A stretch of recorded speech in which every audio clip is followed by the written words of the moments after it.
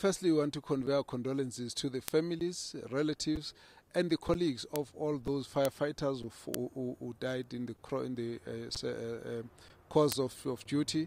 It was really sad, and for them, for them, it was really what we would call selfless service, which is in the real spirit of what we want to see in South Africa, of people who are all out there to serve humanity. But it was unacceptable.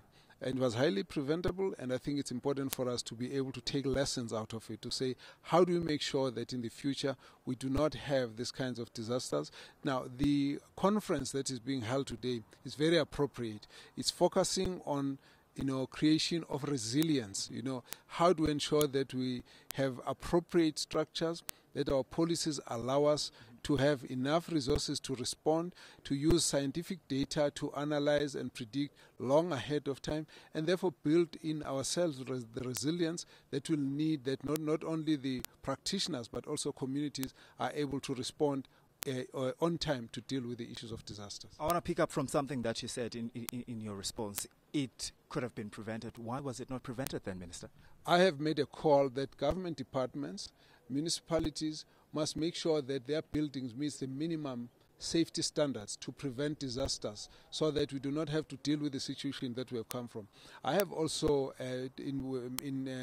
working with our National Disaster Management Center, we have said that they need to go through all the municipalities to ensure that they look at their structures, that the structures are fit for purpose, and that those structures in the municipalities are well trained, proper capacity, well resourced. The municipalities have to look for and finance those particular firefighting services, so that their capacity to respond is enhanced. And I think that the departments that are involved, Department of Public Works, and of course the municipality, will be doing investigations that will give us a sense of where actions need to be taken.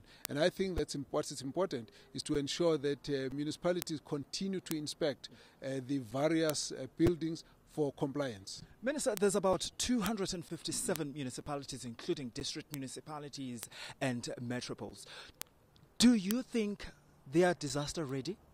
Can they deal with disasters, all these municipalities?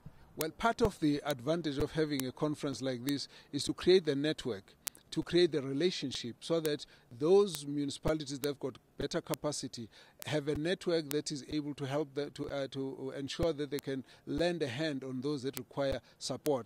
In a few instances where there's a kind of fire disaster that's erupting, you might find that the municipality itself does not have the capacity to subdue the size of the flame and the level of a fire outbreak, but it really needs that some of the others must be mobilized to come in and assist. And part of what we are raising with the practitioners today is the understanding that the coordination of disaster response and reaction to situations of disaster must be coordinated, that those who are able to respond must quickly respond and therefore assist those areas.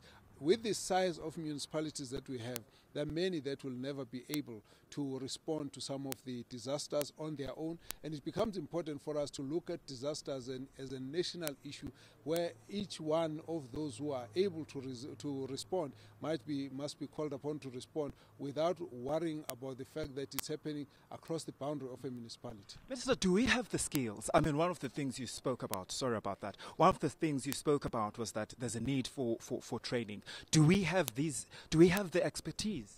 I think South Africa has got adequate expertise to be able to assist. What I think is important is to ensure alignment, and also to ensure that there's a way of assistance. What don't we have? No. You said we have got expertise. We have expertise. What we need is to ensure the organization that will assist those that have got the need for training to have training available. And we hope that out of this conference, more of those recommendations will help to close the gaps where they are. Is there human resource? Is there machinery? We heard the city of Johannesburg wasn't able to deal with this fire because of it didn't have all the resources that it needs. Well, I think there'll always be a challenge with the resources, and the first issue is to be able to make do with what we have. And therefore, out of all of that, the idea of building on resilience is to also say, what do we need to put in store to assist in case there are problems so that we can sustain our efficient response. So there will always be shortfalls here and there, and all we have to do is to keep discussing to ensure that we close those gaps. You know, until disaster strikes, you can never tell what the shortfalls were in your preparations, in your resources, in your training, in your normal monitoring of compliance. You only discover when now there's a disaster, and that's what you need to learn from. And as we move forward, we need to take lessons out of all what we've seen.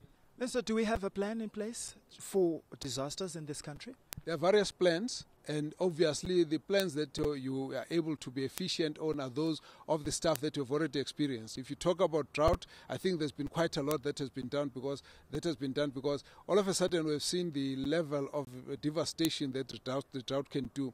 When you've got floods, in some of the areas like, we have seen a lot of those in Durban, yes. They might respond better than another town which has not seen the same levels of drought. And so there's also a sense of trying to predict, and the level of preparedness is on the basis of what you have experienced and what you can predict. And that's why we make a point that we need to use scientific data to be able to predict where outbreaks can come from. It's not only that. I mean, I was just talking now about the issue of cholera that is happening in Zimbabwe. We now need to work ahead of time to ensure that we prevent an outbreak in South Africa. But we have had experiences somewhere else, so we need to now transfer those lessons to the area. We've actually had some reports of pollution coming from the sides of industries in Botswana. Again, we need to make sure that we use the information to prepare ahead of time. You can never actually adequately prepare for any form of disaster, but preparing to be ready to respond in case something arises is why we call the issue, it's about focusing on resilience so that you can respond when something arises. But, Minister, this is my last question. Are your officials able to identify that a disaster will strike here? It depends now what the disaster is. Let me just take the issue of the drought. Here, the best scientific the source of scientific research is our South African Weather Services and a number of other universities that collude and collaborate with information that can indicate what we should expect in the next few years or in the next few months, and that is enough scientific information. I was talking to some of them in the team here. They said to us that they are as equipped as any other part of the world to be able to predict accurately the weather patterns of South Africa and warn South Africans ahead of time. So for the issues of weather patterns, there will always be a sense of warning that will come from our services because they've got adequate expertise on that side. When it comes to disease patterns, the monitoring of that is relatively advanced so that we can always tell ahead of time if some of the things are going to break up. So we just need to strengthen that. When we talk about pollutions like contaminations in the water and so on, a lot of we've got enough to be able to warn us to be able to respond in time for that. So I cannot say South Africa is inadequate. I think we just need to coordinate more and align more. But in terms of the fires that we see every day across the country?